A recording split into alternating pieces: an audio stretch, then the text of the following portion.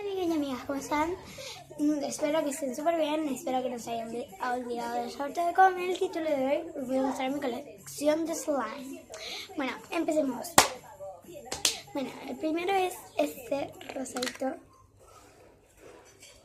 Me lo compraron en la feria navideña. Oh. Bueno, lo voy a guardar. Luego viene este moradito.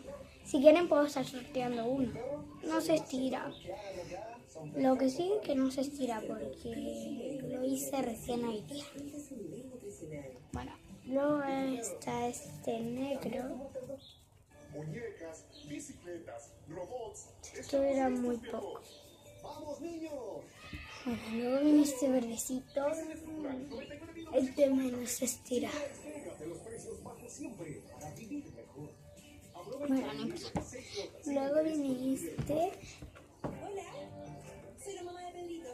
¡Te explico! ¡Ay, no sabe tirar! No sabe tirar. Bueno. Este no es como el primero que le mostré, es uno de esos que no se estira, pero lo guardé. ¡Uy, se estira! Ándate. Ya, chao. Ya. ¿Me vende un dulce, señor? Gracias. Esa es la primera que compraron, la compraron por su mamá con la señora Rosa. Mi abuelo con mi abuelita Ramona. Este es el que más se estira. Bueno, me voy a apurar. Gracias. Ay, se enojó. Tengo miedo cuando... Y este es el último café. Ay, tiene un pelo. Puede estar sorteando dos. Yo estaré sorteando este verde y este morado y más el spinner.